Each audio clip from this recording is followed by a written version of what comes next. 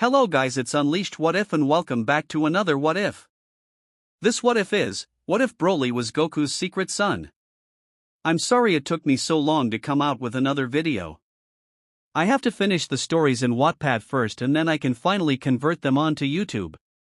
With nothing else, I hope you enjoy this story and let's get right into it.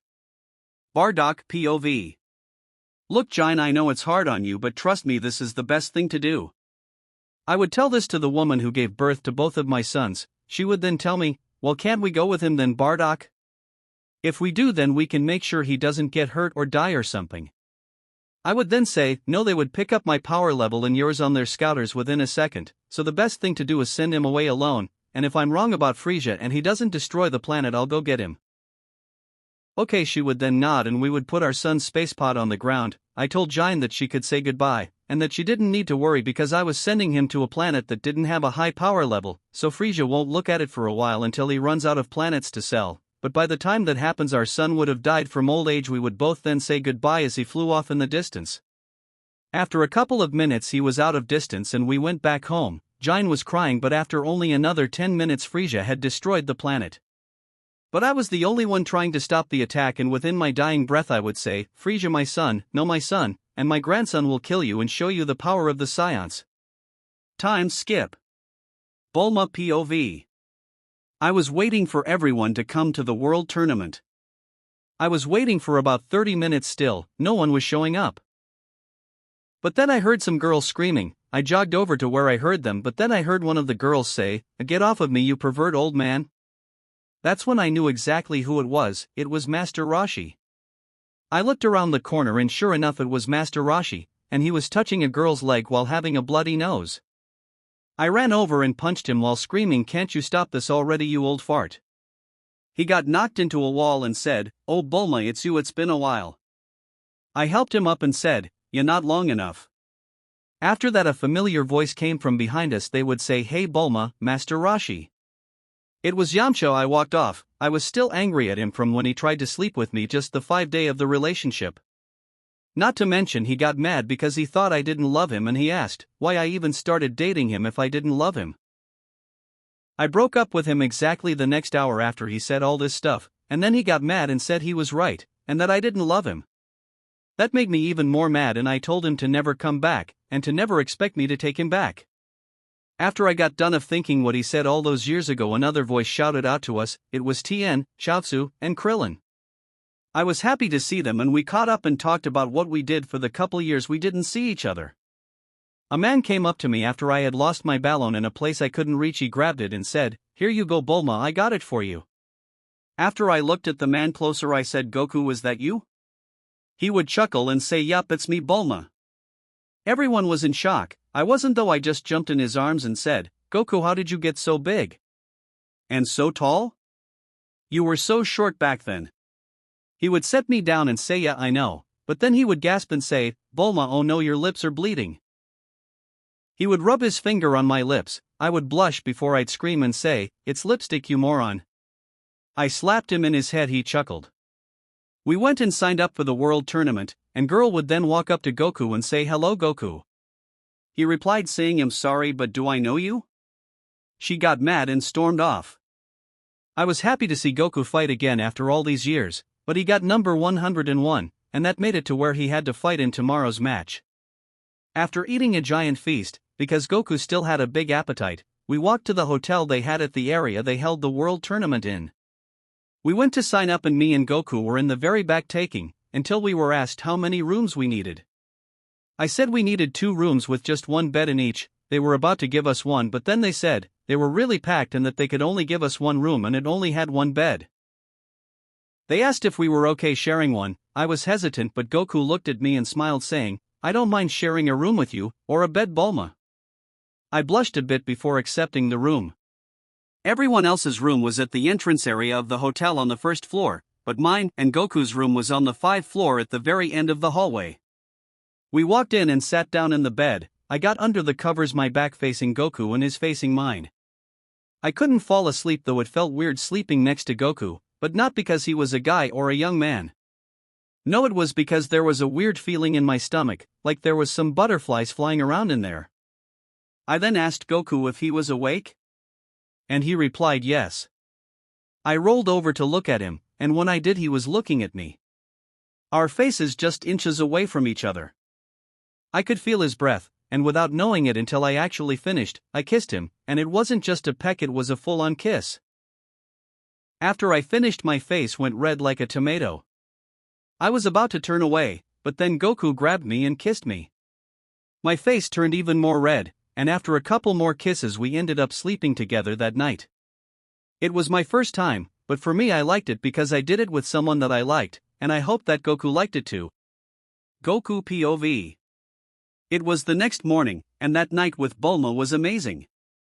I never felt something like that before. It felt like a weird fizzy feeling in my stomach when I was sleeping in the bed with her. But today was the day I fought with people in the World Tournament, the first match. I was against the girl I met yesterday. She asked me if I really didn't know who she was, and I told her that I was sorry, but I didn't know who she was. She got mad again and started to talk about times we shared as kids. But it still didn't ring a bell. After I knocked her out of the ring, she screamed saying her name was Chi-Chi. When I heard this, it took me a second, but then I remembered, a girl back when I was young was called that. I was shocked and said, "What? You're Chi-Chi from back then?" She said yes, and she said I promised her that I would marry her. I would tell her that I remember that now, but I thought that it was just a food. She started to cry and said, "So you don't want to marry me, Goku?" I didn't know what to do. I looked over at Bulma, and I could see she was worried. But then she just nodded her head, and I went over to Chi-Chi and said that I would marry her, because I promised her. I would. After that I fought Piccolo Jr. and won the fight. I went with Chi-Chi home after that and got married. Time skip 1 week. Bulma POV. I just left Goku's wedding. Of course I was sad about it. Goku took my first time, and I thought he was going to be with me. But even at his wedding he didn't pull me to the side or anything, he didn't talk to me about it. I was feeling kind of funny though. My stomach felt weird and I was throwing up a bit. I asked my dad about it and he spit out some of his coffee. When I told him about it, he took me to one of the doctors we had here at Capsule Corp, and she said I was pregnant. I was in shock when hearing this, and so was my father. After that, every day that went by he made sure I ate well, and such, because he was trying to get something out of me. I just knew it. After about 3 weeks he finally asked me, who was father of the kid. I couldn't tell him it was Goku because he was married now. So I made up an excuse. I said, "Oh, I went to a party, got drunk, and I probably slept with someone there." He got upset but then said, "Look Bulma, you're my daughter, so I already know that you're lying, because you've never gone to a party in your life. But if you're not ready to tell me, I won't force you, just make sure to eat well and don't eat anything spicy, okay?" I would say, "Okay," and go to sleep because I was pretty tired. Time skip 5 years. I was working really hard on a new project I needed to get done. It was going to help me for tomorrow because we were all going to meet up tomorrow. I mean, it's been 5 years, so yeah, we definitely needed to meet up. I was in and out of it, almost falling asleep while working on it, but then my door slammed open and I heard a voice. Hey mom, guess what?" I would say, "What's up, Broly? And why are you up this late, buddy?" He would hand me a drawing. It was a picture of me, Dad, and Mom, along with him. It said on the top, "My family forever." He said, "Do you like it, Mom?" I said yes, and that I would hang it up in the lab, so I could see it every day I worked. He would chuckle and smile. When he did, I always thought to myself, wow, so much like his dad, always chuckling, smiling, and rubbing the back of his head. I heard another voice, "Oh, there you are, Broly, come here, you need to get to bed already." I would say, "Hey Mom, thanks for taking care of him while I do this." She looked at me and smiled, saying that she loved taking care of her grandson, so of course she didn't mind. She would then take Broly with her to his room, and I would keep working on my project. It would take me until the next day to finish it. After I finished it, I went and got Broly. I told him it was time to go. He jumped into the plane, and I started it. My father and mother waved at Broly as we left. While we were flying to Master Roshi's island, Broly asked me how long until we got there, and then I said, "Well, Broly, we're already here." We landed really hard, and Broly got sent back flying, hitting the door. I thought he got hurt, but then he started to laugh and said, that was fun mom, let's do it again. I smiled at him and said, sorry bud, but we can't do that again, we already landed, but maybe some other time. He said okay, and I opened the door. Already waiting outside was Master Roshi, Krillin, Yamcha, and even Chotsu and Tien. They were all shocked to see a little boy run out of the plane. I walked up and said, hey guys. They asked me whose kid I was babysitting. I would chuckle and say that I wasn't babysitting him and that he was my son. They all jumped up in shock from what I said. My son then ran over and said, nice to meet you guys, I'm Broly. Chapter 2, I'll kill you. Broly POV. I'm Broly. That's what I would tell the Z fighters, smiling back at them as they told me their names. I was happy to meet them all. I hung around my mother most of the time, but then I heard a voice say, hey guys, what's up? I looked behind me and saw a man with spiky hair. He was holding a little boy with a hat and an orange ball on top of it. I heard my mother say, oh, hey Goku, long time no see. Goku replied, yeah, it has been a while, hasn't it, guys? They all asked who the little kid was, and Goku said it was his son, Gohan. Everyone was shocked, but when I looked at my mother, she looked shocked with a mixture of sadness.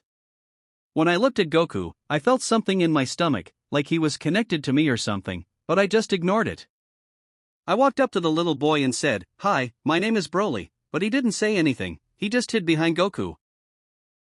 I walked off, kind of annoyed because this was the first time I was around someone my age, and he didn't even say hi or anything. But before I could walk away completely, Goku said, oh, who are you, little guy? I responded while walking away, my name is Broly. I walked inside the house and fell asleep. When I woke up, there was yelling outside. I looked out the window and saw a man with long black hair talking to everyone outside. I jumped out the window onto the ground, thinking this was just another one of the Z fighters who were late or something. But when I walked up, some green thing on the man's face started making crazy noises before it exploded, and he said, what? How is this possible? A power level of 1500 before the scouter broke? How is that possible for a human child? I was confused about what he was talking about before he took Goku's son and flew off. Goku and some green guy flew off as well and chased after him. I was just confused about how these people were flying. My mom screamed and said, okay, everyone, come on into my plane. We can follow them, but we won't be as fast. I jumped in, and we flew there as well. When we got there, we saw the man named Goku on the ground with a hole in his chest, but the man with super long, spiky hair was fine, and the green guy looked fatigued, as if he had been fighting. The man started laughing and said, ha, Kakarot. I told you that you would die if you did that. He looked over and said, ha ha ha. You. If Kakarot can't kill me, then you definitely can't. He fired some blasts at me, and my mom screamed, Broly, move. She pushed me out of the way, but in the process, she got hit by the blast, and she died, her body turned to ash. I got mad, really mad, and started to scream and told the man he would pay for what he did to my mother. The ground started to shake, and from what I could hear, it sounded like I had a monster in my body because what I said next was, I'll kill you. All I knew about what I did was that I launched towards the man and punched through his chest before he was on the ground. I got back to my senses and looked at the ground where he was. He spat out blood and said, now I see that you're not a human child, no, you're a half-human, half-scion. That was the great ape power you used, boy, but don't get too happy. My partners will be here in a year, and they are 10 times stronger than I am. They will kill you, but I am happy to meet my other nephew. He died before he finished that last part he was going to say. I was still mad, really mad. I could tell that this man was bad, but along with that, just like the feeling I had with Goku, like he was a part of me, like he was related to me or something, but once again, I forgot about it before a man came out of the bushes and said, astounding, you really are something else, boy. I looked at him, he was green, just like the other green man. I asked who he was, and he said his name was Kami, and he was the guardian of Earth. I asked him what he wanted, and he said, well, first, I want to ask you, do you want to revive your mother? I said yes, very quickly, and he said, okay, but in return for bringing her back to life, I want you to come with me so I can train you. Okay, I agreed, and he summoned some orange orbs and summoned some giant green dragon, and he wished for my mother to be brought back to life. He said, okay, and the dragon disappeared. My mother then appeared right in front of me. I ran and hugged her. She was hugging back and said, so, you brought me back with the dragon balls, huh? I nodded my head and said, if those are what those orange orbs were, then yes. Then I heard the kami behind me clear his throat and say, I think we had a deal, Broly. I stopped hugging my mother and told her that I would be gone for a year because I needed to train to get stronger for the men that were coming next year. She was mad, really mad, and said, what? I won't see you for a year? No, you can't just train at home. Kami then said, Bulma, I'm sorry to say this, but he will not get stronger at home. He needs to come with me, it was part of our deal of bringing you back to life, and you don't need to worry. I was the person that trained Goku for the 4 years he was gone. My mom agreed hesitantly and said, okay, see you in a year, son. Be careful. Kami then teleported us and said, alright, we're here. He then said, alright, we are going to train in there. He pointed to a building that was all white. I asked him why we were training there, and he said, because in there, 1 year is only a day out in the regular world. I was in shock because of this, and he said, I don't want to take too many years of your life in there, but we need enough years if we want to get you to master the power that you have because this training is not to get your power level up, it's just to get your power mastered, so don't expect too big of a power up. I would just say about a power up of 4,000 if you're lucky. I was pretty mad about this. What was the point if I was barely going to get stronger? But we went inside of the time chamber, as he called it, for about 6 days or 6 years inside of the time chamber. When I came out, I was taller. He gave me some armor and said that it would help with training because it was Scion armor. I was 11 years old right now, and in 1 year when the Scions came, I would be 12 and the strongest person on Earth for sure. Chapter 3, I'll show you my true power. Broly POV. It's been 1 year, the exact time the allies of Raditz were supposed to come. I was looking up at the night sky with Kami behind me, at least, I could hear him behind me. I'd tell him, if you're going to say something, Kami, then just say it. He would then say, I see that you have gotten better at sensing your enemies or allies in this case, but you are getting better at sensing ki. I'd sigh and say, yeah, I have, I guess. I turned back and said, Kami, do you know how my mother is doing? Because the last time that you let me visit, I couldn't because when I got there, she was crying. I wanted to ask her why, but then she said, Goku, why did you have to fight him? I know it was to save your son, but now you've left me alone again, and how long will you be gone this time? I wondered why my mother was so interested in Goku. I mean, he is married, isn't he? But I flew off before she could see me. When I looked back at Kami, I could tell he knew something, but he didn't tell me anything. He just said, sorry Broly, but I think it's time to go to bed. You need to get some sleep because the Scions will be here tomorrow. I listened to him and went to bed. It was the next day. Kami shouted my name because the Scions were attacking, and apparently, I slept in. I flew off with crazy speed, hoping the Scions didn't kill any of my friends. I finally got there. I saw these little green guys attacking the Z fighters, and I also saw Piccolo and Gohan fighting some bald guy. Of course, just like last time, their green little scouter things went off and were making some weird noises, and just like last time, they exploded. Both of the men looked up at me and were shocked that my power level was 23,000. The man that actually had hair said, oh my god, Nappa, he has a power level of 23,000. The man named Nappa would reply, saying, what? There is no way that could be right. He's just a kid, Vegeta.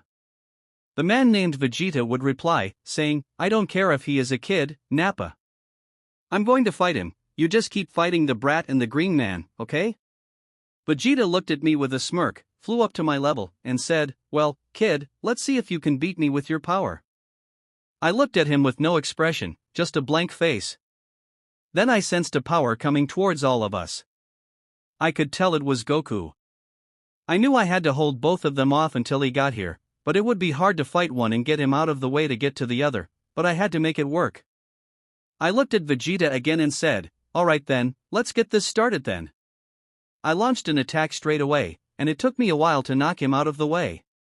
After I did, I launched at Nappa and tried to hit him, but then Vegeta came and hit my side, and that launched me away from Nappa. I looked at Vegeta after I got up and launched at him again and got so caught up in the fighting that I didn't even notice that Nappa had hit Piccolo with a blast and killed him, and Yamcha, Tien, and Kaiotsu had gotten killed by the little green guys. So it was only me, Krillin, and Gohan until Goku finally got here. Of course, I was mad that all of them had died, but I noticed that Gohan was very mad that Piccolo died. His power level went up to 13,000, and he launched at Vegeta, hitting him in the chest and knocking him back into the mountain across from us. I saw Nappa and was going to charge at him, but then Goku arrived and killed Nappa himself. He then looked at Vegeta and said, "You will also pay for what you did to my friends." Vegeta smirked and launched at Goku, me, and Gohan. We were all fighting him. Of course, he stood no chance against me and Goku, but Gohan was kind of in the way, but I didn't say anything. Vegeta was definitely struggling, but then he said, "I'm getting tired of this. Let me show you what I can really do." He threw an attack in the air and said, "Burst open and mix." After that, he turned into a giant ape. Vegeta POV. Ha ha ha. I hope you like what you see, Kakarot, because it will be the last thing you see. I would fire an attack at all three of them and laugh as I did it, but in the distance was a flying object. What could that be? Huh, Kakarot? Maybe you're so weak that you need even more help, but no matter who that is, they don't seem like they will do much. Goku POV. Why did Bulma come here now? I can't have her die again. God knows what will happen to Broly if she does. Vegeta, take this. Come on, Gohan, come on, Broly, Kamehameha. He had to have lost his tail from that, he had to. There is just no way. Vegeta, ha ha ha. Kakarot, I guess you thought that would work, but it didn't, and now that I know you care about whoever is in that flying thing, I think I'll just have to destroy it and kill whoever is inside. No, Vegeta, don't do it. Bulma, my plane isn't fast enough to dodge that. I'm done for. Explosion. Broly POV. I can't believe it. The second time. This is the second time that I've been too weak to save her life. My body was frozen. I could barely hear anything around me, but what I could hear was Vegeta laughing and Goku yelling my name, but my body wasn't moving. I couldn't control myself again. I thought, how could I have let her die again? Third POV. Vegeta would look at Broly confused and scared as he would say, how is this possible? How is he using the Great Ape power in his base form? I mean, I thought he was human, for crying out loud. Broly would look up at Vegeta and say, earlier, didn't you say, let me show you what I can really do? Well, Vegeta, how about I show you what I can really do? Broly would fly at Vegeta, throwing a punch straight at his face.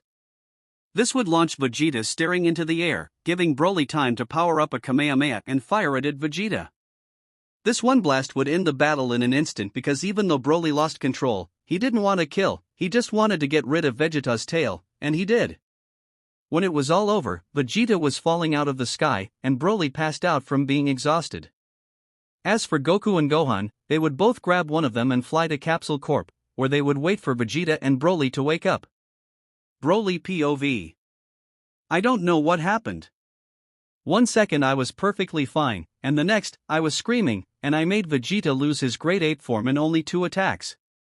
I woke up and looked around. I saw Goku, Gohan, and the rest of the Z fighters, but behind me, I heard someone clear their throat. I looked back and saw Vegeta. Of course, I was angry at the fact he was here, so I charged at him. However, Goku came in the way and caught my fist. Of course, I was much stronger than he was, so he got pushed back so much he almost fell over the balcony, but he just told me, hold on, Broly, let him explain himself. I didn't want to hear any of it. This was the second time my mother had been killed by a scion, and what now? He wanted to explain himself? But at this moment, I told him he had 5 minutes, and if he didn't have a good explanation, I would kill him then and there. He cleared his throat again and said, Broly, I am sorry. I didn't know it was your mother in that plane. Then again, it wouldn't have been good if I did that to anyone, so I hope you will forgive me. I don't know, Vegeta. I'll have to give it some time because not only was my mother killed, so was Piccolo, which means that we can't bring my mom back with the Dragon Balls. Goku had only remembered now about what Kami told him as well. If either I or Piccolo dies, the Dragon Balls will be no more. Of course, this was an issue. However, while we were talking about it, Mr. Popo came to Capsule Corp and told us about how before Kami died, he said something about Dragon Balls being on his home planet called Planet Namek. When Goku heard this, he said, "Then we have to go right away." Let's go. This confused me. I mean, I knew that Goku was my mom's friend and that they had been friends for many years, but this seemed a little off. But before I could ask about it, my grandfather came to us and said, "I know you guys fight a lot of alien guys, and I recall Vegeta saying something about someone called Frieza, so I made something, and I think I could make a few tweaks to take you guys to that planet." We all followed him, and he showed us this huge training machine. He would then say, "I made this for Broly so that when he came back, he could keep training since I knew he really loved to do that, but I could make this a spaceship to take you guys to the planet while you train." I couldn't believe it. I would say, "Gramps, can you really do that?" He replied, "Yes, it shouldn't be too much of a problem, would take me a day max."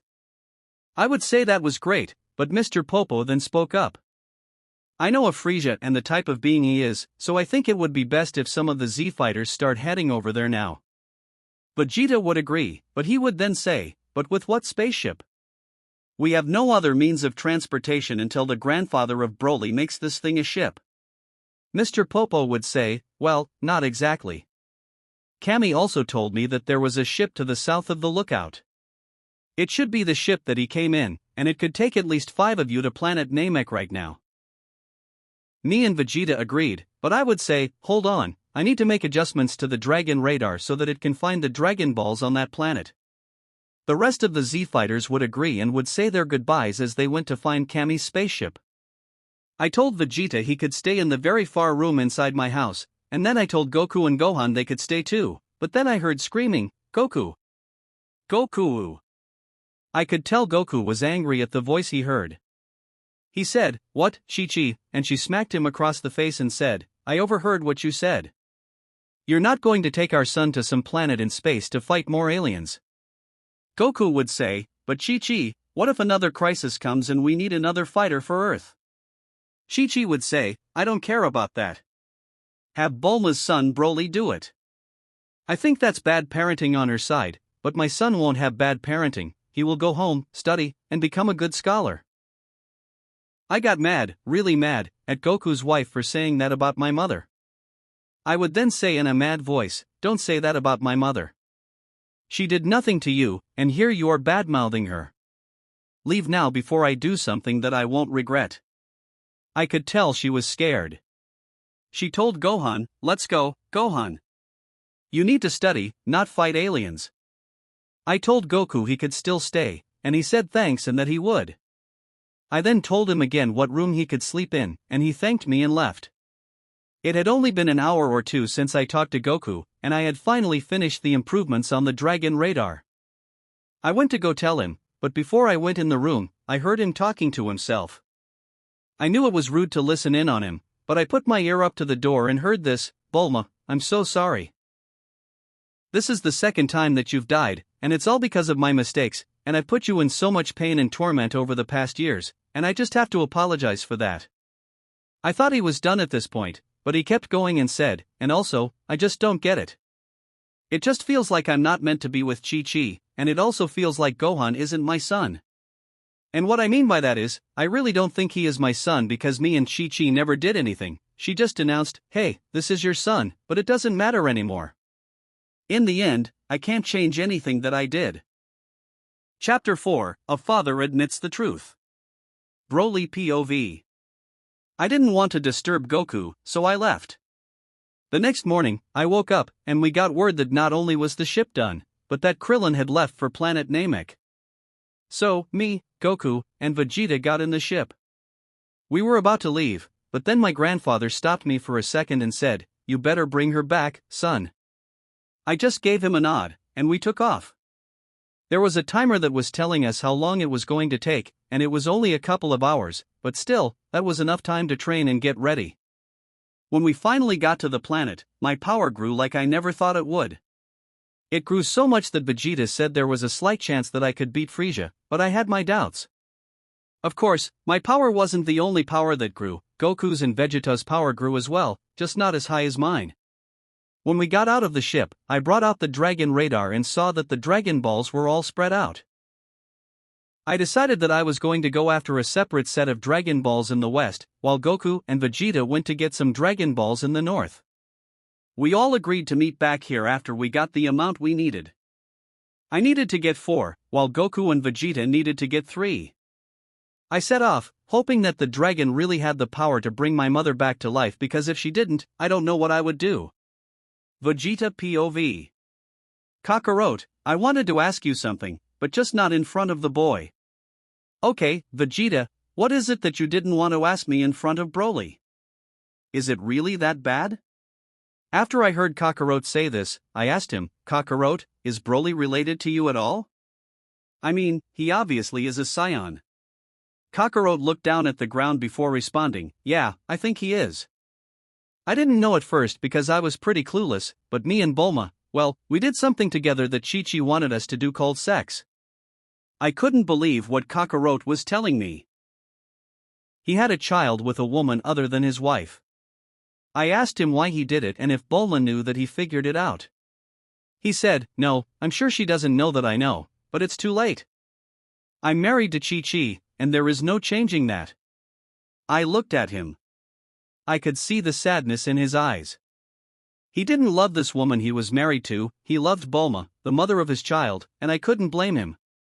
If a woman I wasn't with had my child, I would love her too. Broly POV. I found about 3 Dragon Balls, but as I looked at the radar, the last one I could see was still far away.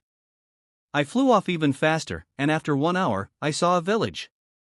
I landed at the village, and multiple green men like Piccolo saw me and ran at me, looking like they were going to attack. I screamed at them to stop and said I was a good guy when another one of the green men would shout and say, stop. You guys would really attack a child? The men would stop and run back to the man that shouted as he scolded them as they ran back. I walked up to him and asked him if they had a Dragon Ball. He looked at me and asked what I needed it for, and I told him I wanted to revive my mother with them. He looked at me for a second and asked me to follow him. I did so, and he took me to a huge home. He then opened the door and told me to go in. When I entered, there was a giant version of them, and all I could do was look up in shock as he looked down at me. The man that let me in would say, hello, Mr. Guru. I have brought a boy here for you to see if his spirit is evil or good. The man named Guru would put his hand above my head, and a light would appear. He would then say, the boy's spirit is pure, and what he says about his wish is true, he wants to revive his mother. I was shocked. I never even told him about my mother, and yet he knew about her. I asked him how he knew, and he said he was the great elder, and with his powers, he could see anything on my mind. I then asked about the Dragon Ball, and he said, yes, you may take it, and also take a boy named Den so that he can speak to the dragon. I thanked him and grabbed the boy named Den, and we flew off toward Goku and Vegeta, but I could sense that something was wrong, and they were struggling against an enemy that was just as strong or maybe stronger than them. Along the way, I saw Krillin and stopped to see him, but he looked scared. I asked him what was wrong, and he said, Goku and Vegeta are fighting Frieza right now, and that Frieza killed Vegeta with only 1 punch. I couldn't believe it and flew off, telling Den to stay here with Krillin. Chapter 5, Unlocking Super Saiyan. Broly POV. I couldn't believe what I was looking at. In front of my eyes was Goku, and his hair was golden. He was fighting Frieza, and it almost looked like he wanted to kill him, but he was refraining from doing it. The Goku I knew was gone in this very moment. There was no sense of remorse that remained in him. He was a monster, and I don't mean a monster to me, I mean he was a monster to Frieza. He was Frieza's worst nightmare, the thing he feared the most.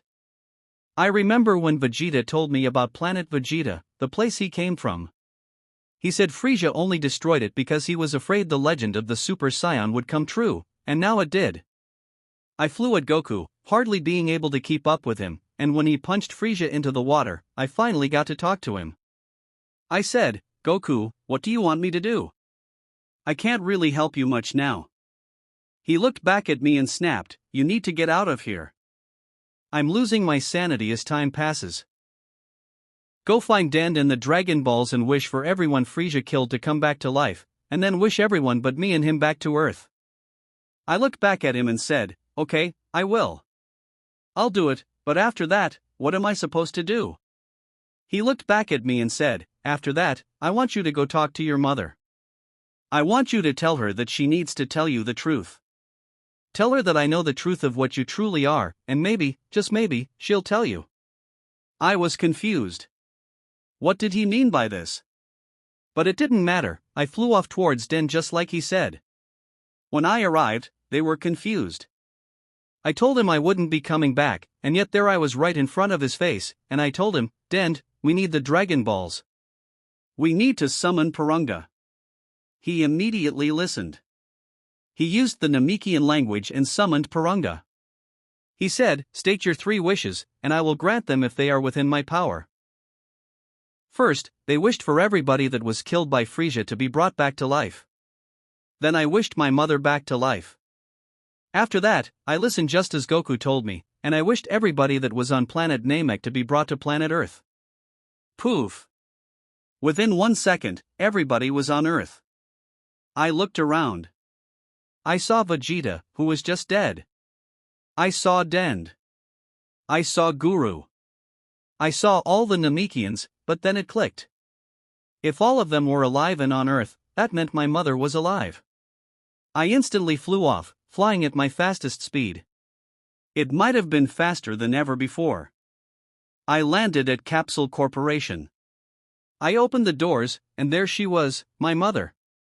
I couldn't believe it. I jumped into her arms. I started crying. She would hug me, and she would say, "Broly, why are you crying? I know I was gone, but don't worry, it's not like I was gone for too long." I would just continue to sob, not knowing what to do. My mother was alive again. It was a miracle, but then I knew I had to ask her what Goku had told me to ask her. I stopped. I wiped away my tears, and I had a serious face, a serious look in my eyes. She was confused. She'd ask, "What is it?" I would reply, "Mom, Goku told me to ask you something. He said he knew the truth, but what is he talking about? Are you hiding something? Do you know something about him that I don't? Is he a bad person? Am I a bad person? Am I not really your son?" She would say, if he truly did know the truth, then what was the point in hiding it from me any longer? She would then say, "Broly, look, I always told you that your father is dead, but it wasn't the truth. The truth is, your father is Goku. I never wanted to tell you because if I did, it would ruin his marriage that he had with Chi-Chi, though anytime he did come and see me, he would talk about it. But if he knows the truth, then I suppose you should as well. I don't know how I'm going to explain it to him. I don't know how he even found out. Maybe it was the fact that he and Vegeta actually became very close friends while they were training. I knew they were when I died. I was taken to King Kai's planet as a bit of a gift for dying and for having a person such as Goku so close to me so that I wouldn't have to be with everybody else when I was there. King Kai would help me keep tabs on you, making sure that you were safe, and he would also help me keep tabs on Goku, making sure that he was safe. I've always made sure that your father was okay when he would come over. I would always ask him if he was hungry, he'd say yes. When was he ever not hungry? And I asked him if he wanted to train since I knew that Chi-Chi never really let him train, and of course, he accepted. We were very good friends. We even became closer, but then that's when Chi-Chi showed up. Your father just never broke a promise, and to her, he promised to marry her. I looked at him, and he looked back at me, looking for reassurance. I should have told him no. I should have told him that I loved him and that I wanted to be with him, but instead, I just nodded. I let him go with her, and I could tell he wasn't happy. Maybe he wanted me to tell him no, or maybe he just wanted me to go out there onto the stage or to the fighting arena, whatever you want to call it, but I just didn't have the courage to ruin the moment that he was having with her. I was hoping myself that he would say no, but he didn't. He agreed. He never broke a promise. I started to cry again. My father truly was Goku, and it was kept a secret my entire life, at least the entire life that I've lived. Maybe I should have asked more. Maybe if I did, then my father would have stayed with my mother. Maybe my mother would have gone to him and asked him to come and meet me sooner. He would have noticed sooner that I was his son. But now it didn't matter. Now I was gonna live up to his legacy. I knew he wasn't dead, so he wouldn't die so easily, especially not with that new power of his, not with the Super Saiyan. I went and found Vegeta. He was confused. What was he doing alive? I explained the situation, how my father wanted me to bring everybody killed by Frieza back to life. He would thank me, but then I would ask him for a favor. Would he train with me? He saw the power that my father had, the Super Saiyan. I knew he was jealous, so I asked him if he trained with me. If we trained together, we could both unlock the same transformation. We could both be a Super Saiyan. Hell, we might be able to get beyond that. He'd looked down at the ground. He kind of scoffed at training with a child. What was that? He was the prince, saying he shouldn't have been training with a child. It would damage his ego. I would just tell him one more time, please, Vegeta, if we do this, we can catch up to my father. We can prove to him that he's not the only strong one. But then something clicked. He looked at me. He would tell me, wait a minute, how do you know that Kakarot is your father? I looked back at him. I know because he told me. I don't know why he didn't tell me sooner. Maybe he didn't know sooner, but I'm glad that I know now. Now I'm gonna prove to him, no, not prove, live up to his legacy, and I will become Super Saiyan. I'll train every day of my life. There's no need for school. I've already learned more than even high schoolers. I don't need that. I just need to be strong so that I can prove myself to my father. So, will you help me? He would scoff one more time, but then he would say, fine. I will train with you. We will both unlock the power of the Super Saiyan. However, we have to do it my way. I would agree to anything to be able to prove myself against my father, but then I thought about something Kami told me about something on the lookout. I took Vegeta. I probably shouldn't have done it, looking back at it. It made my mother so angry, but if it made me be able to get stronger and prove myself to my father, I needed to do it. I'd get onto the lookout, asking Mr. Popo what was the room that Kami spoke of. He would look back. The room that he was speaking of was the room of spirit and time, or the time chamber. 1 day passed outside counted as 1 year passed in there. I had to use it. Vegeta looked at me. He thought that we shouldn't have been in there for too long, so only 1 or 2 years, that would be enough for us to learn the Super Saiyan. So we would enter, but before we did, I went and saw my mother.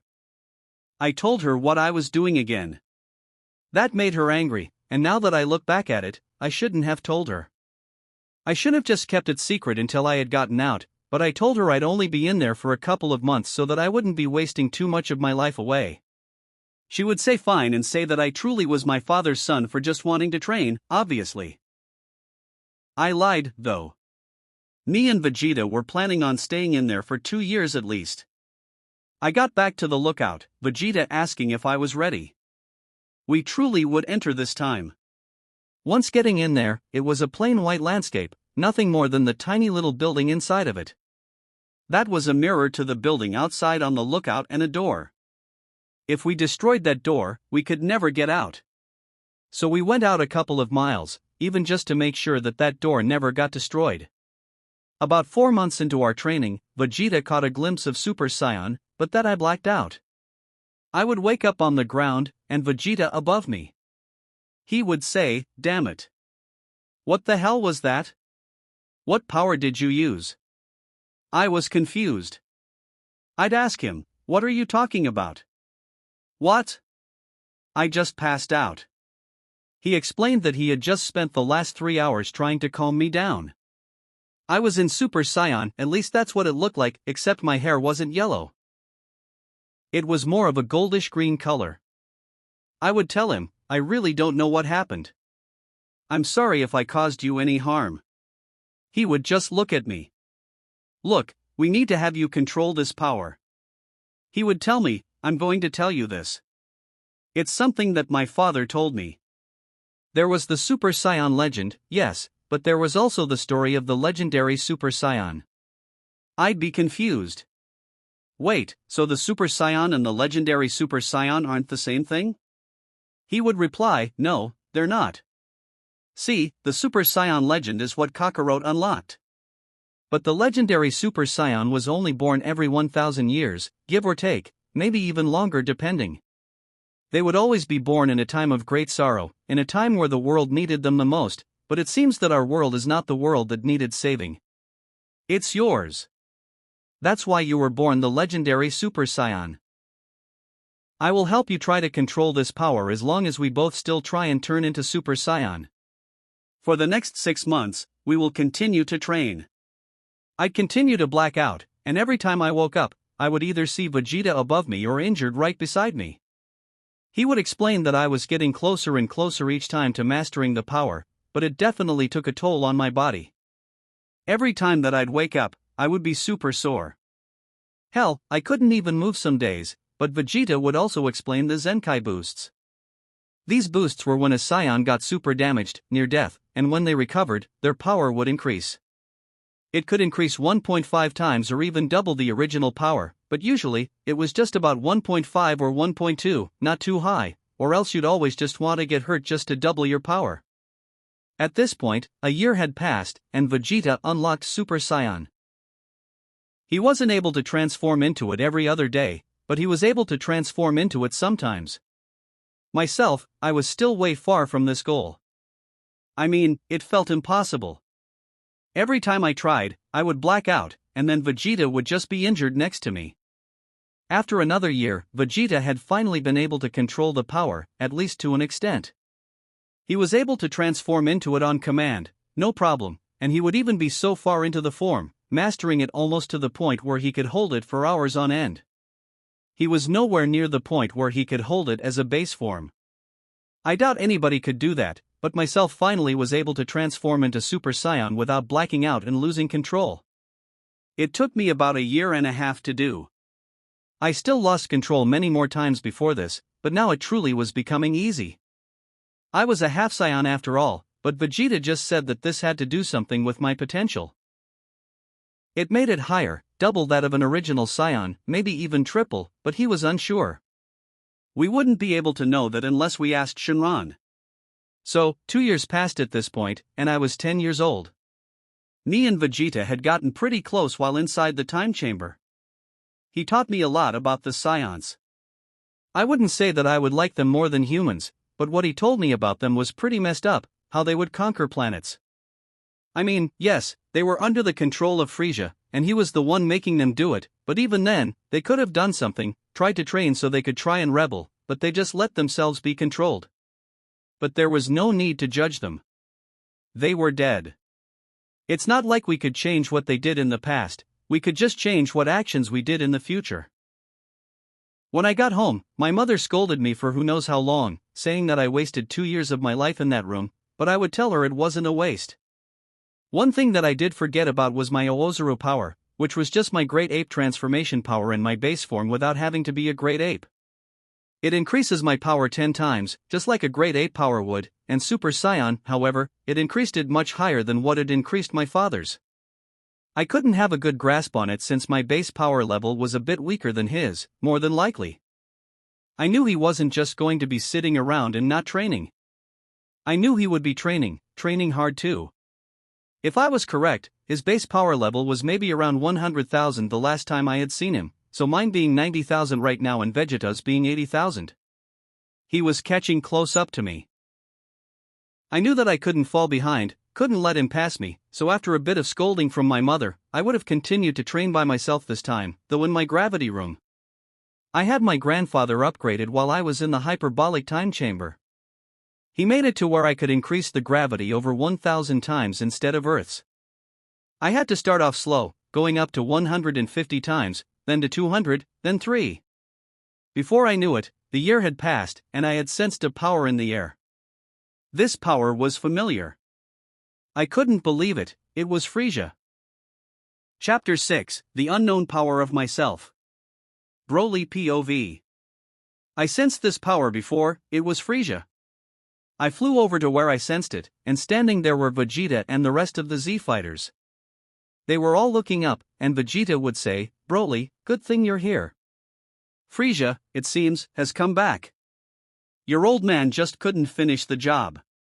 The spaceship had finally landed. Walking out was Frisia, his father King Cold, and then his brother Cooler. Vegeta was a little bit scared to see the other two. He didn't anticipate that Frisia was going to bring his family. He looked at me and said, "This is Frisia's whole family. We need to be on high alert. They're not weak, but if we use Super Saiyan, we should be able to defeat them." Frisia would then look at us and say, "It seems all the monkeys are here. The one that killed me, that damned Goku, where is he?" I walked up and told him that he doesn't need to worry about my father because he's going to get defeated by me, his son. Hearing this angered Frisia. He would say, "You are his son? You're going to pay for what he did." But then a giant crash alerted everybody. We looked to our left, and standing there was a man. He was maybe 16 or 17, could be older, and had purple hair. He would come up and say, "Do you mind if I join you guys? I can help." Vegeta would say, "Who the hell are you?" The man would reply, "I don't think that matters right now. What really matters is defeating them." So I took Frisia, Vegeta took King Cold, and the unknown man took Cooler. We all started fighting them, and we all went Super Saiyan, shocking them all.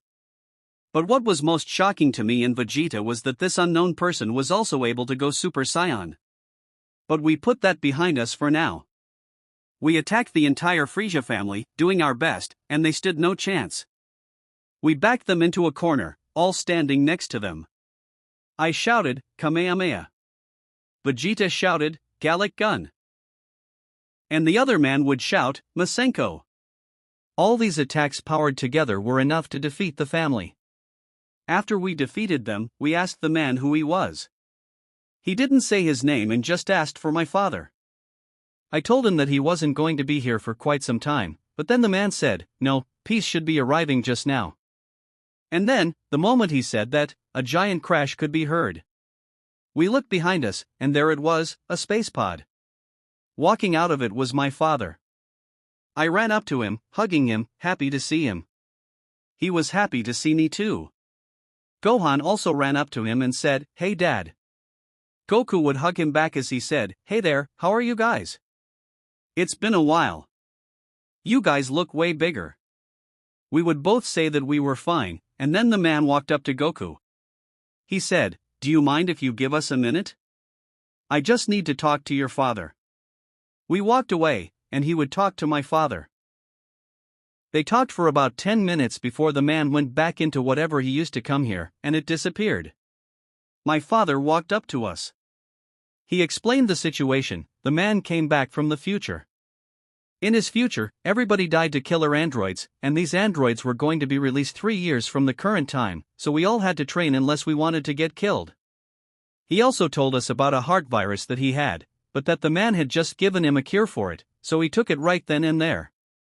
He told us that we all needed to train hard together so that we could get stronger to prepare for the androids that were going to come. 3 years had now passed. However, I was a little bit sad. My father did train with me, but during this time, Gohan wanted to start training. My father got happy about this. For the first time, Gohan was the one that wanted to train, instead of my father wanting him to. So instead of focusing on training me, he was focusing on training Gohan. So instead of me training with my father, I trained with Vegeta. Vegeta could see my sadness. Even after my father figured out I was his son, he didn't spend much time with me. But during the 3 years, he actually did something I didn't expect. He decided to tell Chi-Chi the truth. He told her he wasn't happy with her and that I was his son that he had with Bulma. When Chi-Chi heard this, she was so angry, she just told Goku that their relationship was over and to leave the house. She told him he could still visit Gohan, or Gohan could visit him, but Goku could no longer come to her home. My father then got back with my mother.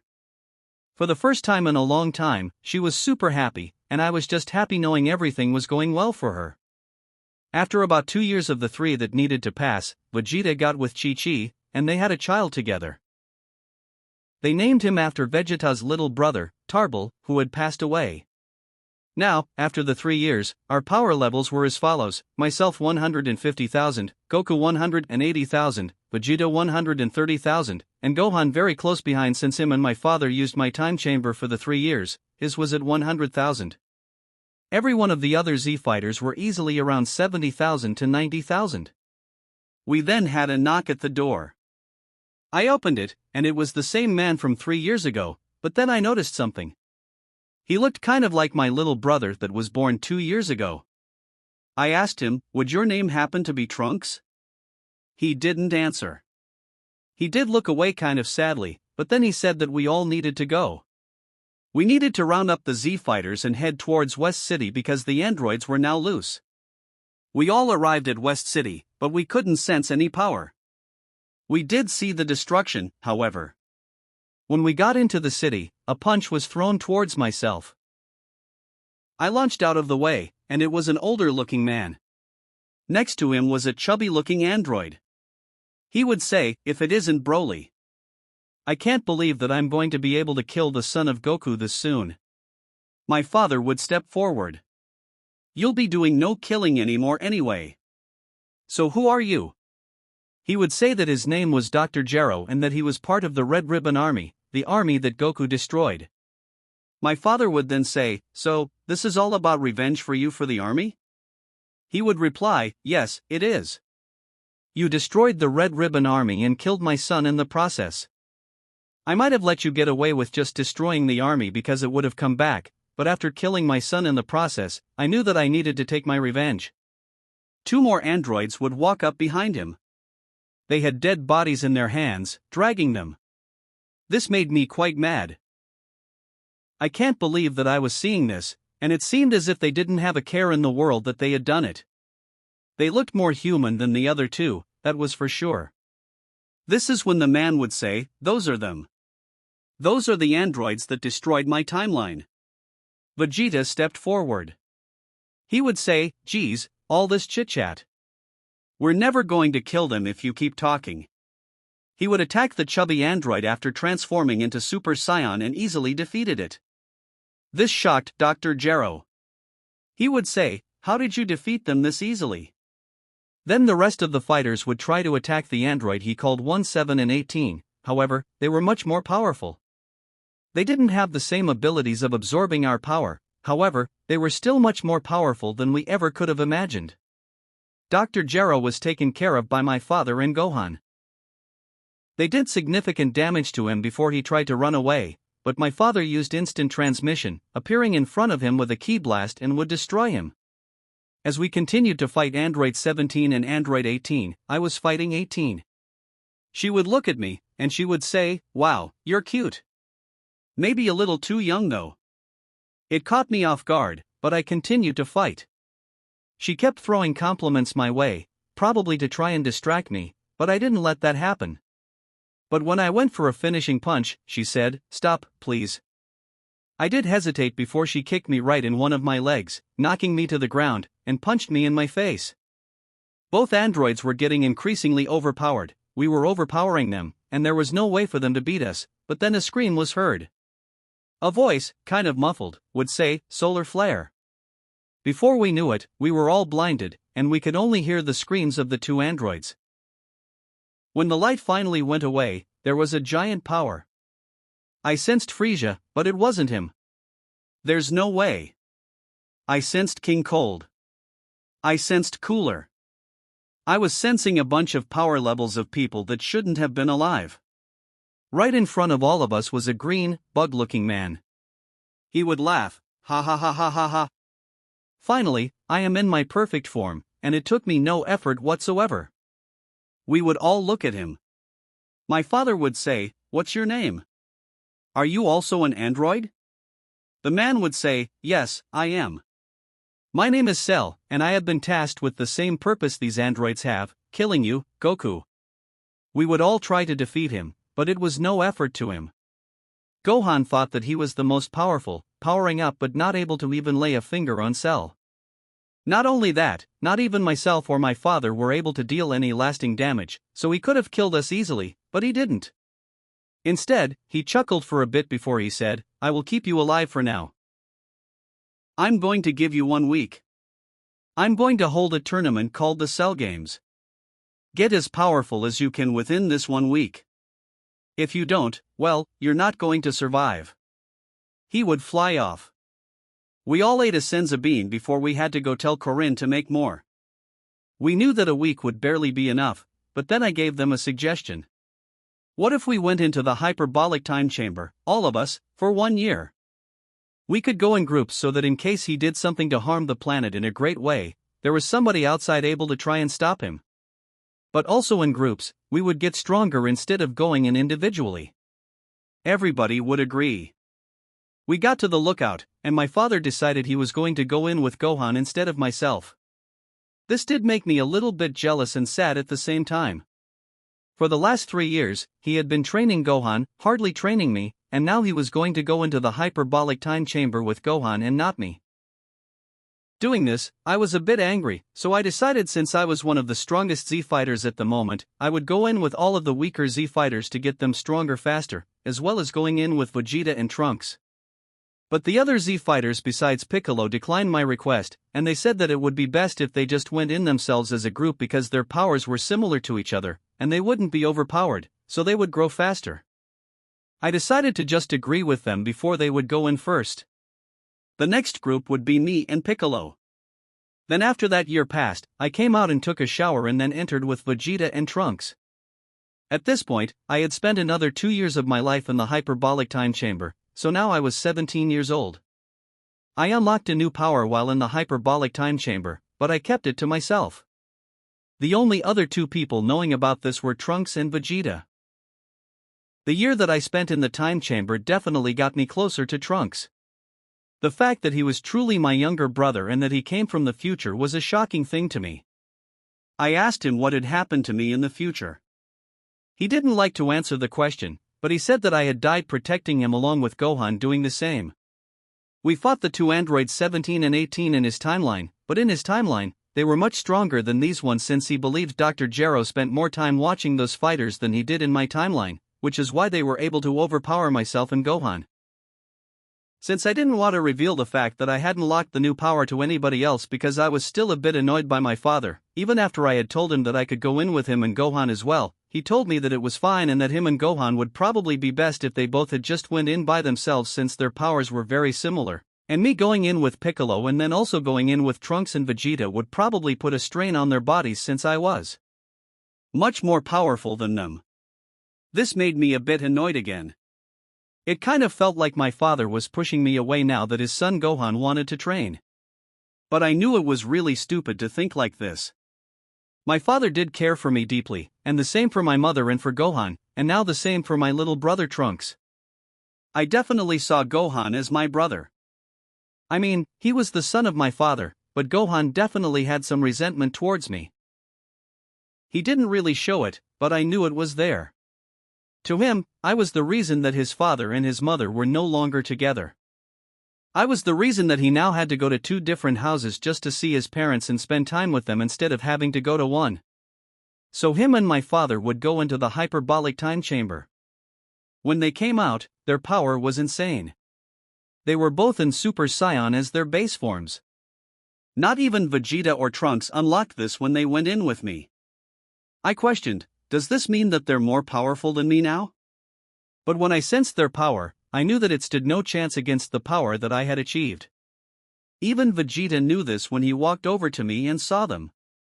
He was a bit annoyed that him and Trunks were not able to reach that goal, but he would tell me in a bit of a whisper, "Don't worry, your power is much higher than those of them." I've never sensed something like it. If you really wanted to, you could have defeated Cell yourself. I thanked him for the reassurance before everyone spent the last 3 days resting, but I wanted to train. I asked Vegeta if he would want to go to the hyperbolic time chamber with me for the last 3 days, but even he disagreed. He would tell me that it would be best if I took a break. I went into the hyperbolic time chamber longer than anyone else, so it was better for everybody to have a bit of a break. Even he admitted this. He also said that he wanted to go spend time with Chi-Chi and his son Tarbal. I would just say fine and that I must not have been thinking straight. But when I left, I went back to the lookout. At this point, Den was now the guardian of Earth. Piccolo had fused with Kami. This gave him a huge boost in power. He did it before he went into the hyperbolic time chamber so that me and him would have a better chance at getting stronger. So when I entered the hyperbolic time chamber, I trained as hard as I could, putting all my frustration into the new form that I had unlocked. The one thing that I did do before entering was ask Den something. I asked him if he knew anything about why I had unlocked a Super Saiyan form that changed my hair from yellow to a greenish color. Hearing this, he would look at me and say he would do some research into it while I was in the time chamber again. He asked if I truly wanted to go through with this because now when I got out, I would be 20 years old. I assured him it's what I wanted to do. I went in and tried to master the new form that I had unlocked, but in this, I was an even bigger monster. It was a miracle that Vegeta and Trunks had survived when I transformed into it when I was in the time chamber with them. After the 3 years, pouring all my frustration trying to master this power, I was actually able to. When I got out, I had to mask my power a lot since the power that I achieved would no doubt be much higher than the power when I came out of the time chamber 3 days ago. I walked up to Den and asked him if he knew what my power was called and why it was so different. He told me he did find something out. He had contacted the Elder Guru, and he told him about the power. Den told me I was no ordinary Saiyan.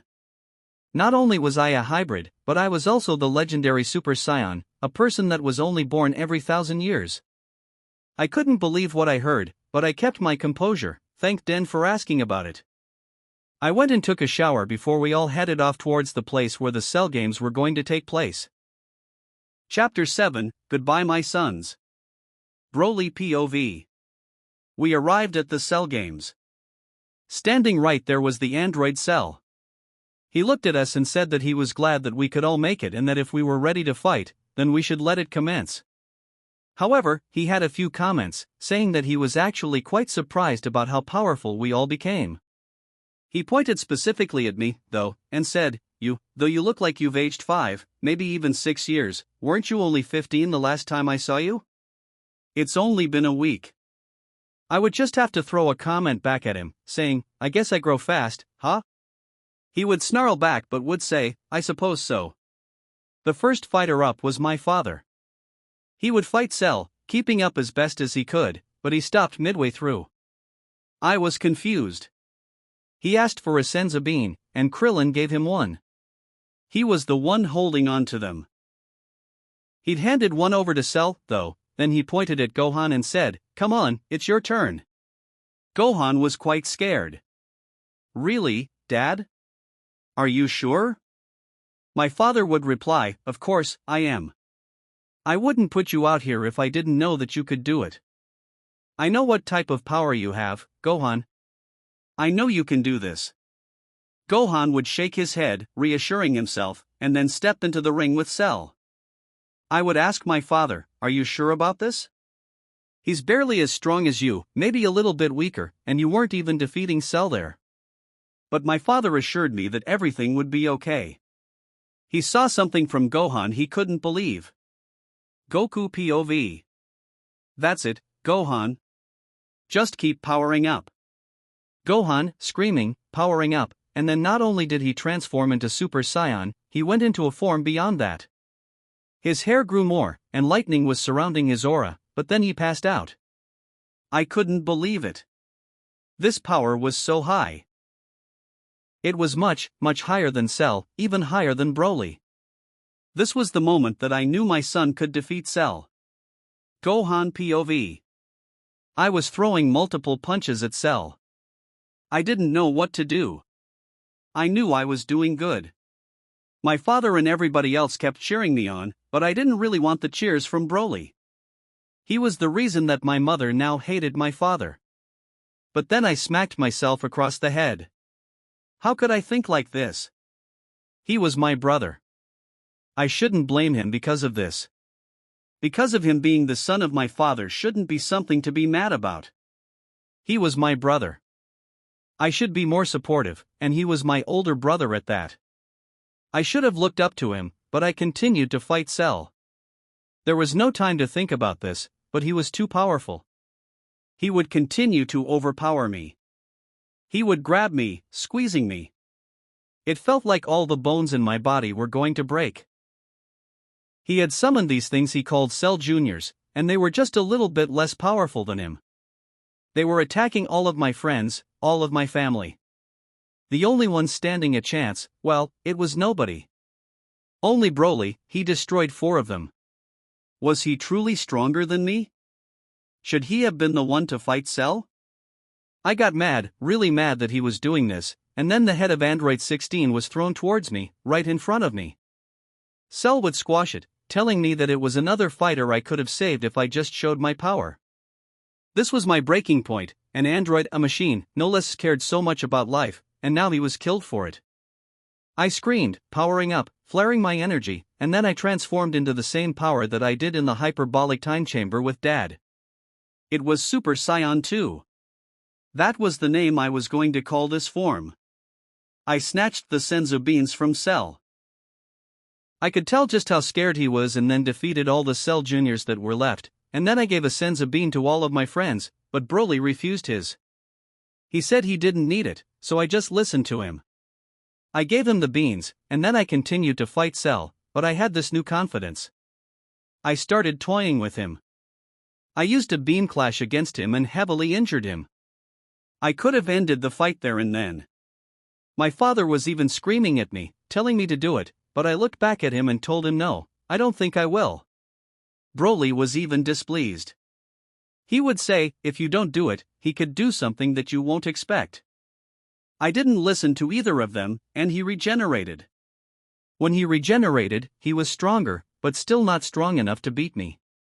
I'd punch him in the stomach, and he would spit out Android 18. Broly came and picked her up.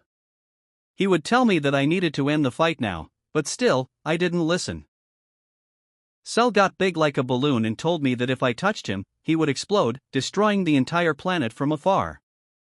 My father put 2 fingers on his head, using instant transmission and showing up in front of me. He put his hand on Cell. He told me to always listen to my mother and to train harder if I wanted to. He would look back towards all of the Z fighters as he would say, "Goodbye, my friends, and goodbye, my sons." He would use instant transmission, taking Cell with him. Broly POV. I couldn't believe it. My father just disappeared with Cell. He was dead, just like that. I had only gotten to spend 4 years with him, and it felt even less than that because he spent so much of that time with Gohan training. I'd go over to Gohan, telling him why he didn't just end the battle when I told him to. Even our father told him to. If he did, he still would have been there. Gohan would tell me just how sorry he was. But then I sensed the power level of Trunks disappear. I looked back, and there was a bunch of dust, and there was my brother on the ground, dead. When the dust settled, it was Cell. He said that just one little bit of his cells had survived, so he was able to regenerate, and now he was going to kill us all. My power started to rise up. He would realize I transformed into Super Saiyan. He would say, "Do you really think a Super Saiyan transformation is going to help you against this, Broly?" Because it won't. But my power continued to grow. He would say, okay, I admit it. Your power truly is higher than what it was before. Not higher than Gohan's, but yes, higher indeed. But then I started. My body got much more bulky. I ripped my shirt off and screamed, powering up and transforming into the legendary Super Saiyan power that I had mastered while in the time chamber. However, everything went dark. Everybody around me was gone. The only thing I saw was the person that I needed to kill. It was Cell. I could see the fear in his eyes. He had never seen somebody this powerful. Even this form was more powerful than the Super Saiyan 2 form of Gohan. I would launch at him, smacking him to the ground, launching him around as if he was just a child. I threw multiple punches at him, even using a ki blast out of my mouth and disintegrated his upper body. He would regenerate, trying to escape, trying to power up anything he could to destroy the planet, but I continued to attack him. I continued to throw him around as if he was nothing. He was scared. He would say, "Wait, Broly, just hold on a minute. If you just give me a second," but I wasn't listening. I would continue to throw him around until I tossed him into the air. I formed my hands back in a way that he knew very familiar. He would do the same, even though he knew nothing would happen. He was going to get killed. I threw a Kamehameha at him, disintegrating his whole body and leaving not one little bit of him left so he could not regenerate. When I woke up, I was on the lookout, all of my friends around me. They were shocked, asked me what the power I used was, but I didn't tell them. I just told them that I didn't know. They used the Dragon Balls and summoned Shinran, wishing for everybody's cell killed to be brought back to life. But the one person that refused was my father. I was shocked. Was he going to leave my mother alone to raise me and my little brother alone again? But then he started speaking to me. He said that he wanted just 1 year before he got revived because King Kai was going to teach him some new techniques. I decided to allow him to do this and would tell him to contact me when he wanted to be revived. I told my mother this, and she understood. She knew my father more than anybody, she knew that he would come back. On the lookout as well, Android 18 would come up to me. She would thank me for saving her, and me and her had gotten together. We were both around the same age since I went in the time chamber for so long. The 1 year had passed, and we resurrected my father. He had unlocked a power known as Super Saiyan 3, and he needed mine and Gohan's help to master it.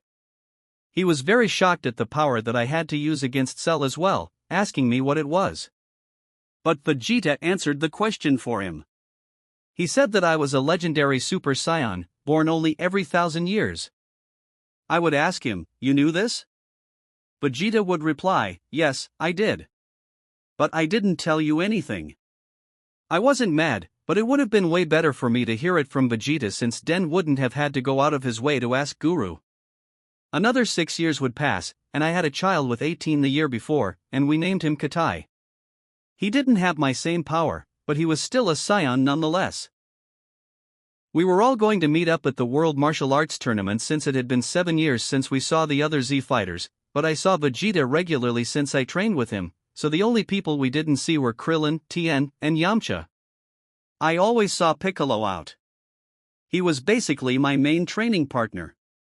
Gohan, within these 7 years, decided to go to school, so he did start to slack off on training a bit, but I did help motivate him in training still, just not as much as I did, or my father. When we all got to the World Martial Arts Tournament, we were happy to see each other. Gohan had a girl there that he called Videl. He would introduce me to her, and she would ask, "So you're Gohan's older brother? Just how old is your mother?" I would tell her, even though we're brothers, we do have different mothers, and the only reason I look so much older is because I trained in the time chamber. Gohan would look at me a bit shocked. I would say, "Oh, well, you didn't tell her about that." You know what, forget I said anything, and did confuse her quite a bit. But then, when the fights got started, we were approached by a man. His skin tone, a pinkish purple, and he had a pure white mohawk. He would say, "Are you Broly?" I would reply, "Yeah, I am." He would say, "Good. We are in dire need of help. A tyrant called Majin Buu will be revived soon and will kill our life as we know it." Chapter 8, You'll Pay for That. Broly POV.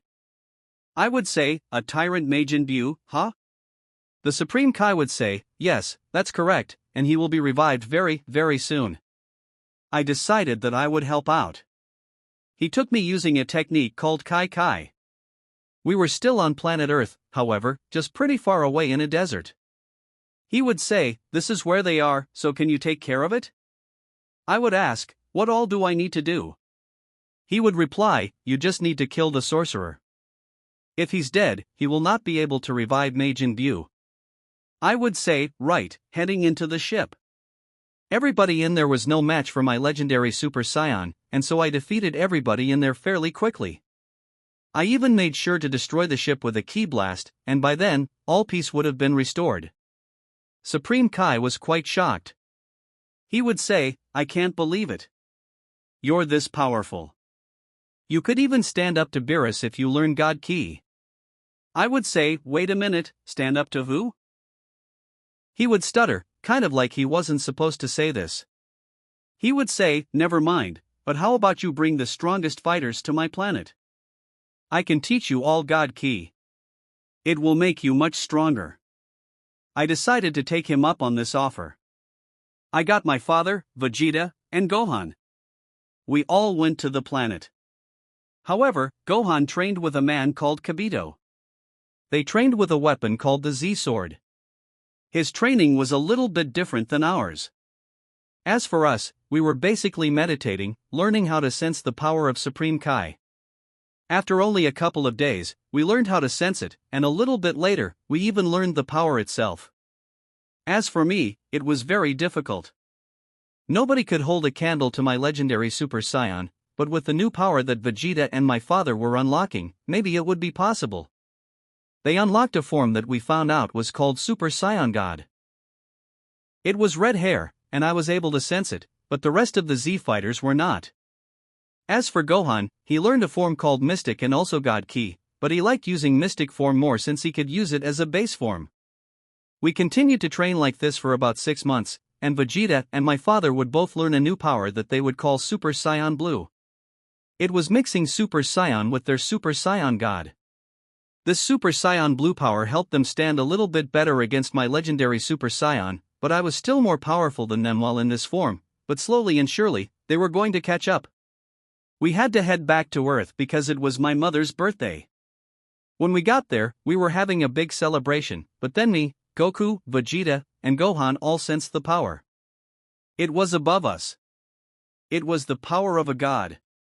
Goku had been warned prior by King Kai. This power was not just any god. It was Beerus, the god of destruction of this universe. He landed, questioning why people on the planet had God Ki. His attendant would say that we must have trained with a god to get it. Beerus was upset. So, just what god are they training with? One from another universe? Vegeta, however, was scared. He would walk up, greeting the man and bowing down to him. I had never seen him do this before. He never bowed down to anyone. He always seemed like he was the tough one, the strongest one ever, but in front of this guy, he was scared. He then cut to the chase with Vegeta, asking him if he knew of a power called Super Saiyan God. Vegeta would say yes, actually, that 2 of the Saiyans on this planet, being himself and Goku, knew of this power and even had it.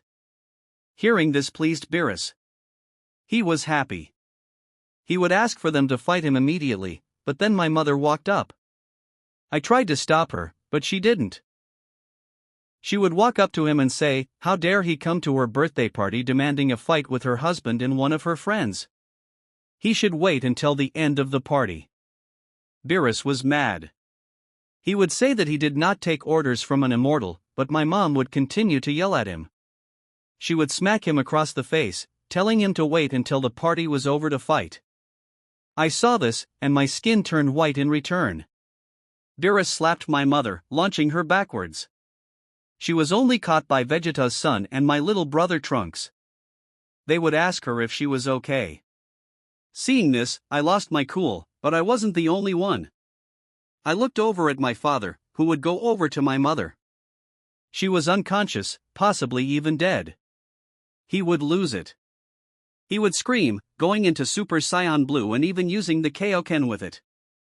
I went into my legendary Super Saiyan form, and we launched towards Beerus, both of our powers clashing against his. He was quite happy. This was the first time in a long time that he had a fight like this, but unlike for him, this was not a fight for us. This was a full attempt at murder. We were trying to kill him for what he had done to my mother. We continued to fight and even overpowered him. He was scared. He had to use more of his power, but our power kept growing.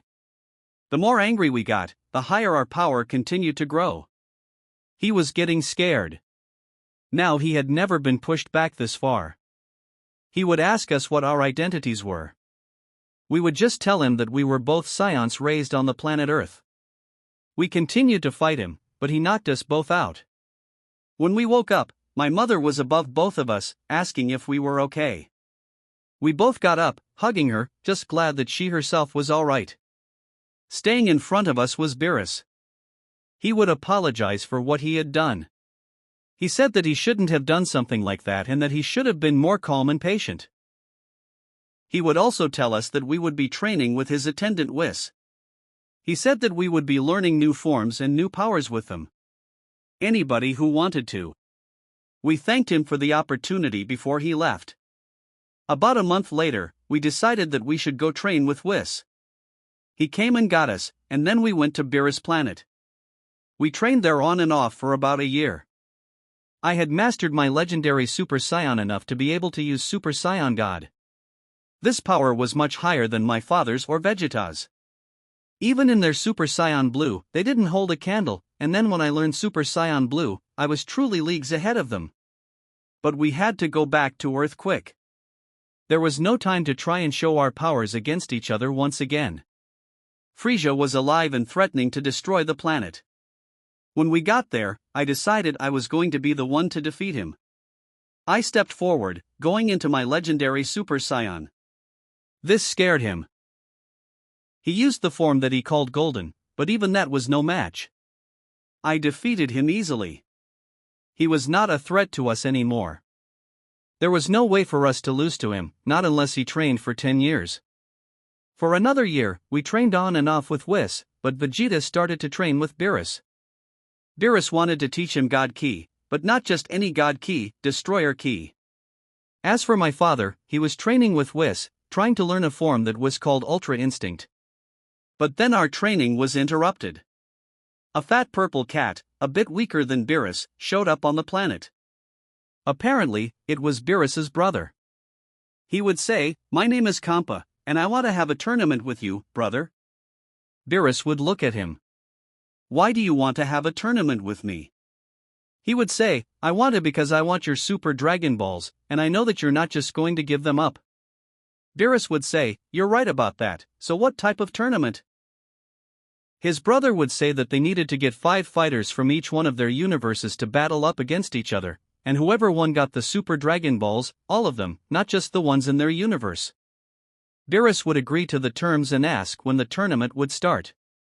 His brother would say that we had a month since he still needed to collect the Super Dragon Balls from other universes. A month would pass, and we would get ready for the tournament, training the hardest we could within this month. When we got to the planet on Kampa's side, there were 3 Scions, a bald purple man in a cloak, and a tall, fatter yellow-looking bear. The referee would whistle, and the first battle commenced. It was the fat purple bear against Gohan. During the battle, Gohan realized that regular punches were not going to work on him. The bear would just absorb them, so instead, he used strategy. He figured out that the bear didn't have very good balance, so he would sweep his legs, catching him off balance and making him fall out of the ring. The next match was a Scion boy. He said his name was Kaba, and he went up against Vegeta. Their battle was more laid back, and it was more Vegeta trying to teach him how to transform into Super Saiyan because he still didn't know how. Within the match, he transformed into Super Saiyan, but Vegeta still beat him. The next match was a girl, also a Scion, and her name was Caulifla. She went up against my father, asking if he also knew this Super Saiyan power. My father would tell her yes and would also teach her how to transform into this, but once again, she wasn't strong enough to defeat my father. The next match was another Scion girl. Her name was Kale. Her power seemed very familiar. When she tried attacking Piccolo, you could tell she didn't really want to fight. But then the girl from the stands, Caulifla, cheered her on and told her to use her full power. The girl went berserk, and now I knew why her power felt so familiar. She was also a legendary Super Saiyan, she was just one from Universe 6 instead. She overpowered Piccolo and knocked him out just from the pure strength of her blows. I decided I would be next. I got in the ring with her, and she was still berserk. She powered towards me, and all I needed was my legendary Super Saiyan form to overpower her and knock her out. Next was Vegeta against a man called Hit. Hit was a powerful opponent and even overpowered Vegeta at some point, but then Vegeta used a power he obtained while training called Super Saiyan Blue Evolution. Using this, he was able to see through the ability Hit called Time Skip. Our universe won the tournament, and we got the Super Dragon Balls, but we didn't wish for anything.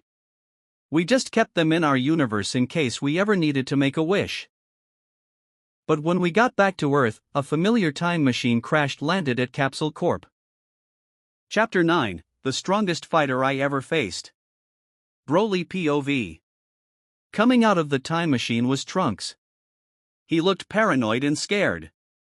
He would tell me and my father that a person wearing my father's face was in his timeline, killing everybody. Me and my father just looked at each other. There was an easy way to settle this without even having to worry about going back to his timeline and figuring out who it was, but then a portal appeared above our heads. Coming out of it was this man. He truly did wear my father's face. He looked exactly like him, except his power was different. His power was more godlike, not anything like my father's power at the moment. He would come down. He would meet my eyes as he would say, "Strange, I did not encounter you on the other timeline. Who are you?" I would say, "I don't think that's your biggest concern at the moment. Who are you?" He would tell me that his name was Goku Black and that he stole my father's body since he was the strongest in the multiverse, but then I told him that he probably stole the wrong body. I went straight into Super Saiyan Blue. The fear on his face was visible, and with one blast, he was gone. We then used the Super Dragon Balls a little sooner than we had expected. We asked to restore future Trunks' timeline to the way it was. The Super Dragon did so, reviving anybody that Goku Black had killed and reverting his timeline back to the way it was before Goku Black was even a person. We then used our Dragon Balls and asked Shenron who took my father's body in that timeline. He told us that it was a Kai from Universe 10 called Zamasu. We told Beerus about it, and he went and he erased him. But then we were confronted by an angel. He was the Grand Priest. He told us that there was to be an exhibition match where we only needed 3 fighters, and all the universes would be there. It was a match to entertain Xeno while he waited for a tournament called the Tournament of Power to start. It was a tournament where we needed 10 fighters from our universe, and we would be going against all the other universes. So I got myself, Vegeta, and my father, and we went into the exhibition match. When we got there were quite a bit of people, and their powers were very strong. However, they couldn't hold a candle to any of the powers that Vegeta or my father had. They couldn't even hold a candle to me. So Vegeta was first. He defeated many of the fighters there, and then my father got up. He also defeated some fighters, but then a man from Universe 11 pointed his finger at me, and he said, "I will be fighting him. I will fight no one else." I decided to take him up on the offer. He didn't seem too weak, but he also didn't seem powerful enough to challenge me, maybe at the strength of my father. We went into the arena, and as I thought, he couldn't even hold a candle to my legendary Super Saiyan. He was tall, a bit chunky, and had a white long mustache. He claimed everybody from my universe was evil since we were the ones that wanted the Tournament of Power. I would tell him that there was no evil in wanting to fight, but he continued to claim that we were evil. He kept fighting me, and I held back a bit so that the fight would be a little bit fun. It seemed like he was getting more powerful, but then his god of destruction screamed at him, telling him not to use that power here. He would power down, admitting defeat. I wanted to know what power he was talking about, but it's not like I could see it now, and I would see it very soon at the Tournament of Power. When we got back to Capsule Corporation, we decided to choose our fighters. It was going to be myself, my father, Vegeta, Gohan, Piccolo, Goten, Trunks, Android 17, Android 18, and we even decided to get Frieza. That was our 10 fighters. Besides Frieza, all 9 of us went into the hyperbolic time chamber for 2 days. Within these 2 days, we also had Beerus and Whis in there. I trained with the children, helping them learn God Ki. My father trained with Whis, and Vegeta trained with Beerus. Vegeta learned a new power using the power of a destroyer. He called it Ultra Ego. As for my father, he also learned a new power. It was Ultra Instinct. He wasn't able to master it just yet, but I was sure that he would be able to with no extra time, probably during the tournament. As for myself, I still only had Super Saiyan Blue, but I did learn how to put my legendary Super Saiyan mixed with Super Saiyan God to get legendary Super Saiyan Blue, which increased my power an insane amount, even more than just a regular. And as for the kids, they learned Super Saiyan God. It was strong enough for them to defeat most of the fighters there, that was for sure, but I asked for a trump card. We got the Pot Era earrings for Trunks and Goten so that they could fuse in a situation that their enemy was too powerful. We brought Frieza back, and then we were transported to the tournament grounds. When we got there, there was a very powerful opponent. We were told his name was Jiren. He could definitely make a struggle just himself, let alone the people in his universe who were definitely not to be underestimated either because they could definitely knock out the kids or even 17 or 18, so we had to be wary of them. Before we knew it, the battle started. A lot of the universes tried to knock us out first, but it was to no avail. They got knocked out. We were just much too powerful for them. This continued for a lot of the tournament. As for Trunks and Goten, they had to use the Pot Era earrings against Caulifla and Kale because they fused into their form that they called Kefla. But the fusion of Gotenks was much too powerful for even her while they used Super Saiyan God, so they were able to knock her out of the ring. I ended up fighting Hit again. He was a very strong opponent. It seemed like he had gotten more powerful than the last time, but I didn't knock him out. I decided to see if he would put up a good fight against Jiren with his time skip ability. He tried using it against Jiren, but it didn't work very well. Jiren saw right through it and knocked Hit out of the ring. The tournament was coming close to an end. There were only 3 of us left in Universe 7 and only 1 left in Universe 11. The 3 of us in Universe 7 were myself, my father, and Vegeta, the strongest people in our universe, and then the strongest in Universe 11, Jiren. He fought against all 3 of us. Within this battle, I learned how to put Kaioken onto my Super Saiyan Blue. Vegeta learned how to master his Ultra Ego even more, and my father managed to gain the mastered version of Ultra Instinct. With all of our powers combined, we all launched towards Jiren, and we used a final attack. I used my Mega Blaster. My father used his Kamehameha, and Vegeta used his Final Flash. With all of these attacks formed into one, we knocked Jiren straight out of the ring. With that, it concluded that our universe was the one that won the Tournament of Power. I was the one chosen for the wish with the Super Dragon Balls, so I didn't wish for anything selfish. I decided to bring all the erased universes from this tournament back to life, as well as their people. The dragon granted this wish, and he left. We all went back to Capsule Corporation and had a giant party. We continued to train with Beerus and Whis and even had a strong amount of foes try to fight us. There was a man called Moro. He looked like an old goat. He was able to do a lot of damage to Planet Namek and took my father's new form, True Ultra Instinct, to be able to defeat him, but in the end, we did. Then we had another fighter. His name was Granola. He used some Dragon Balls and wished to be the strongest fighter in the universe. This cost him to only be able to live for 3 more years. We had a strong battle. I had learned Ultra Ego and mixed it with my legendary Super Saiyan, so I was considered the strongest fighter in the universe that wasn't a god, but my fight with him was just too good. We used the Dragon Balls on Earth and decided to reverse his effects, kept him the strongest fighter, but just reversed the fact that he was only allowed to live for 3 more years so that he was on our side. He lived on Earth as well as the Namekian that was on his planet that he lived on. He helped Den make the Dragon Balls better and also protect Earth. There was a bit of prosperous time, but then a fighter called Fu appeared. His gang or his allies, whatever they were trying to collect something called the Universe Seed. However, they were no match for the power of Universe 7. We also had help from Universe 11. We continued to train. We never stopped. We kept getting stronger. I had a couple more kids with 18, and everything was well.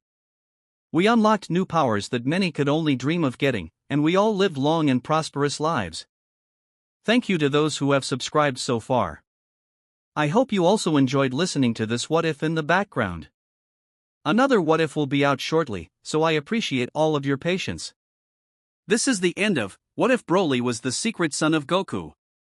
Thank you again, and this is Unleashed What If.